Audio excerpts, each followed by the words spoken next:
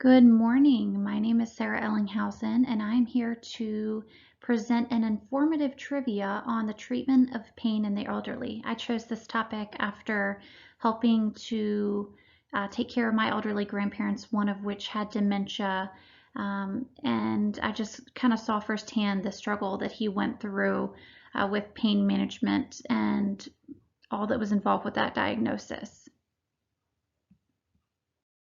So let's start off with a hopefully easy true or false question. We don't treat pain in old people because they don't feel it anyway.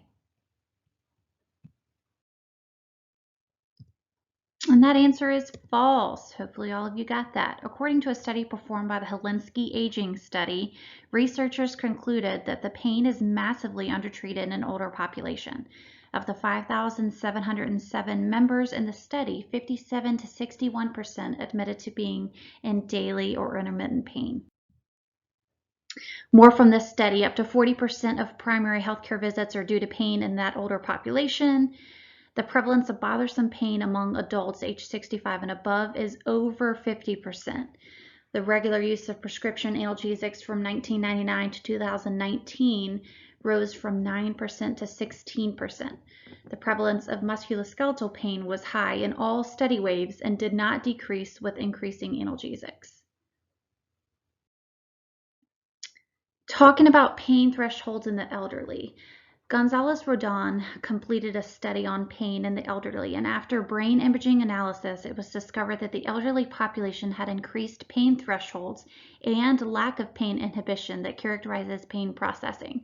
The finding did, however, support that idea that pain systems in the elderly is activated a little later, therefore when the stimulus is detected, it is perceived as more intense. Although pain in the elderly is not fully understood, it seems that while pain is very much existent in this population, it just appears to be experienced differently. Pain is still very much an issue.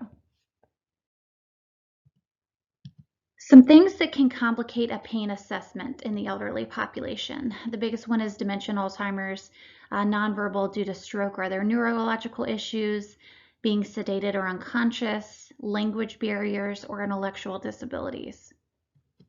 Let's do another true or false question. We assume that this category of patient is not in any pain since they can't tell us they are, so we just leave them be and let them sleep. This is very much false. This is an example of a nonverbal pain scale. While pain is subjective, there are many methods for determining levels of pain in complicated circumstances that we just listed. A nonverbal pain scale like this example involves assessing for indicators or behaviors that suggest pain. This includes vocalizations, facial expressions, change in body language, behavioral change, physiological change, and physical changes. So now that we understand that pain in the elderly is a major underprioritized issue, let's do another true or false question. We should continue to treat this population's pain the same way we have been, and we hope it helps. This is again false. Recurrent pain in the elderly leads to functional impairment, increased falls, depression, and sleep disturbances. So how do we fix this? I have a 4-step process laid out. Step 1, we ensure that our education systems are emphasizing care and treatment of pain in the elderly. Step 2, we ensure that we validate that pain. Step 3, we determine is this pain chronic or acute? And 4, what is the cause of the pain? Delving back into step 1 a little bit deeper, we need to recognize that pain is severely undertreated in this population. We have to educate our providers on the myriad of treatment options available, both pharmacologic and non-pharmacologic. And we have to prioritize pain management in the aging population and ensure that we are giving them the optimal treatment that we have available. Validating their pain. Every patient wants to be heard, so we need to listen. We need to believe them. If these patients are coming in and saying that they have a 7 out of 7 pain, they have a 7 out of 7 pain, 10 out of 10. We're needing to believe what they say to us. We need to act accordingly. So treat their pain the way we would treat anyone else's pain. Let the patient know that you're doing the best that you can to relieve their pain, and then do it. Next, we need to determine if this pain is acute or chronic, and why does this matter? So acute pain actually usually means there's a recent change in the body, while chronic pain typically implies there is an older underlying issue that may be progressing.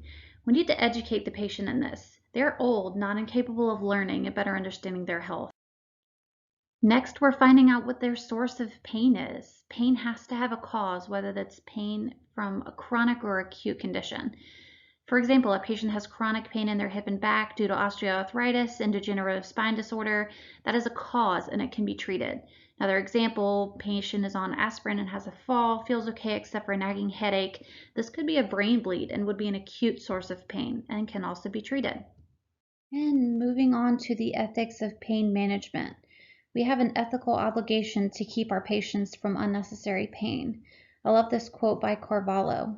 It says, developing an ethical framework for pain management will result in enhanced quality of care, linking the epistemic domains of pain management to the anthropological foundations, therefore making them ethically sound. In conclusion, we as healthcare providers took an oath of non-malfeasance to first do no harm. The Hippocratic Oath also demands that we treat our patients to the best of our ability. These are promises that we make to our patients now and in the future and should be upheld to the best of our abilities. We should also strive to provide to our patients the optimal treatment and care, as well as to provide them with all the education that they need in order to live the highest health potential.